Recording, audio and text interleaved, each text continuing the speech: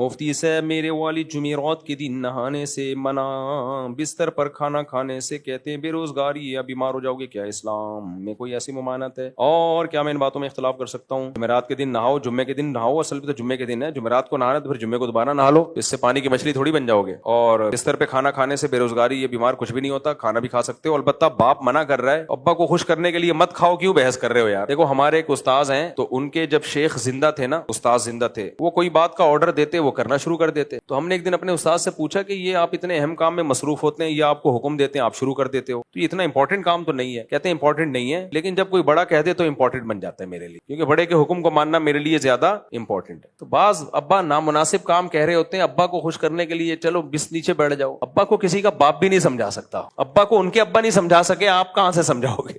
تو ایک دفعہ بولو ابا یہ سب وہمی باتیں ہیں، اور اگر پھر بھی نہیں مانتے تو گھر کا ماحول خراب نہیں کرو، نیچے بیٹھ کے کھا لو۔ کوئی پوچھے کہ تم بھی وہمی ہو، بولو وہمی نہیں ہو بھائی، اللہ میاں نے ابا کو خوش کرنے کا حکم دیا ہے، اس لیے میں بدھ کو نہا لیتا ہوں، یا ابا سے چھپ کے نہا لو، چھپ کے نہا لو ابا سے، ابا کہیں باہر گئے میں ایک دم نہا کے نکلو اور ڈرائر سے اپنے آپ کو صاف کر دو، ابا کو کیا پتا چلے گا؟ سمجھ رہے ہو؟ ایک صاحب مجھے کہنے لگے میں اپنی بیوی کو کوئی چیز لا کے گفٹ دیتا ہوں، میری اماں کو تکلیف ہوتی ہے، میں نے کہا اماں کے سامنے دینے کی ضرورت کیا ہے کم بخت، تجھے چپکے سے نہیں دے سکتا تو؟ کہہ رہے نہیں جب ہے تو ہے، تو بھائی کیوں؟ مصلحت بھی کوئی چیز ہوتی ہے، مقصد تو بیوی کو گفٹ دینا ہے نا، اماں سے چھپا کے دیتے، کہہ رہے نہیں اماں غلط کرنی ہے، میں نے کہا یار تو اماں کو ٹھیک کرے گا کیا؟ اماں کو ٹھیک کرے گا تو؟ چھوڑ دے، اب اماں بوڑھی ہو گئی، اب ان کی زندگی گزر گئی، اب خیال کر ان کا، چھپڑ میں دے دیا کر۔ بیوی بھی کے بعض شرارتی ہوتی ہے، نہیں اماں کے سامنے ہی دو، وہ چاہتی ہے ساس کو چڑھائے، وہ مجھے کہہ رہے تھے میری اماں کو سمجھاؤ، میں نے کہا میں اپنی اماں کو نہیں سمجھا سکا تھا، تیری اماں کو کہاں سمجھاؤں گا؟ میں جب دوسری شادی کرنا، پھر وہی دوسری شادی آ گئی نا، جب کرنا چاہ رہا تھا تو میری اماں نے کون سا مجھے اجازت دی تھی بھائی؟ 100 دفعہ دلائل کے مار لگا دی امی، تو اماں کو کوئی نہیں سمجھا سکتا، اماں کے حساب سے چلنا پڑتا ہے۔